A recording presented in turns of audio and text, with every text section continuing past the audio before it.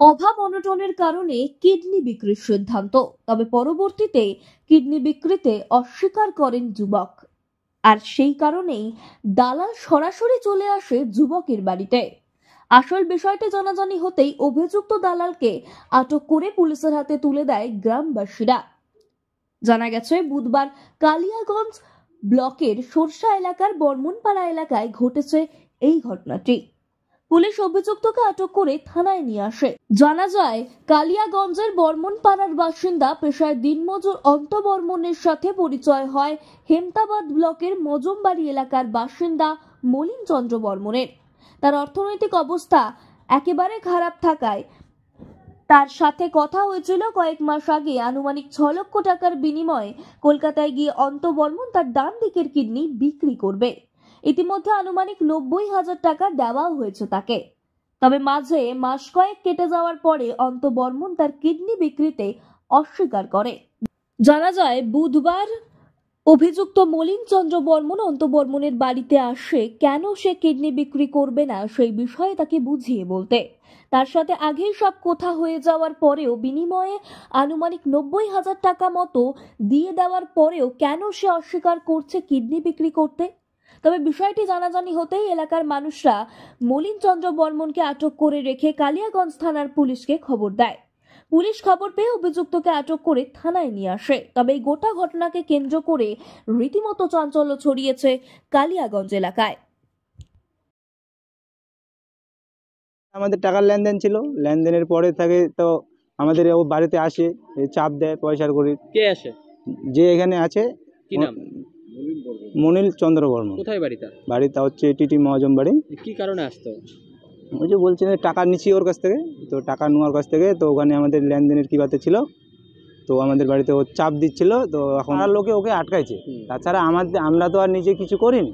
থানা থেকে আপনার বাড়িতে কেন গেছিল? ভেরিফিকেশনের জন্য গতকাল জমা দিয়েছে যে কিডনি স্বীকার করছি আমাকে সেভাবে। ও প্রথমে আমাকে বলছিল 6 লাখ টাকা দেওয়ার কথা ছিল আমার কাছে। কিসের জন্য? এখন ওটার ব্যাপারই ছিল, কিন্তু এখন তো আমরা ওটা মীমাংসা করে নিয়েছি। আমরা ওটা বলতে কি, কিডনির ব্যাপারে আমার প্রথমে কথা ছিল, তো আমি তো তারপরে আমি না করে দিছি।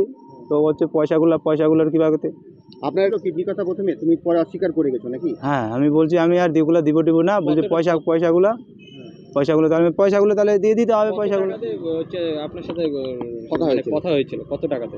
প্রথমে তো 6,20,000 কথা হয়েছিল। কয়টা কিডনি? একটাই কথা হয়েছিল। হ্যাঁ, একটাই কথা হয়েছিল, ডান দিকেরটা। কোথায় গিয়ে দিতে হবে বলছিল? ওটা হচ্ছে কলকাতায়।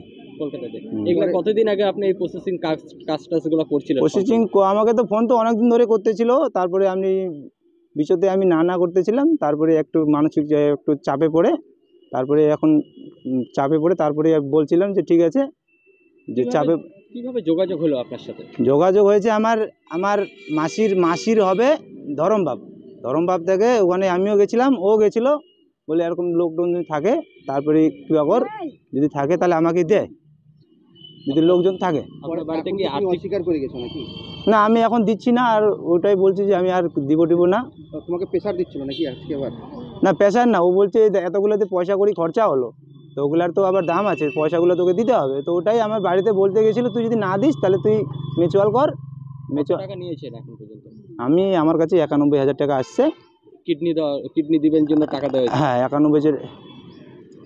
আমাদের প্রথমে লেনদেন আমার অন্য তরফ থেকে হয়েছে, মানে আমাদের ধার হিসাবে প্রথম 35,000 টাকার মতো নিয়েছিলাম। আজকে কি হয়েছিল আপনার বাড়িতে? আজকে পাড়াপতির লোক আটকায় দিচ্ছে বলে, কালকে ভেরিফিকেশন করতে গেছিলো। তো পাড়ার লোক এখানে থানা থেকে গিয়েছিল। কি কারণে? তো পাড়ার লোক আটকায় দিচ্ছে। থানা থেকে কি কারণে গিয়েছিল? ওটার কাগজ আসছে না কি আসছে বলে শুনতে পাইছে লোক। তারপরে আমাদের মরে যায়, ওখানে লোকজন বলতেছে কিডনি দিচ্ছে। তো কে নিচ্ছে না নিচ্ছে, ওই জন্য আমাদের পাড়ার লোক আটকায় দিচ্ছে ওখানে।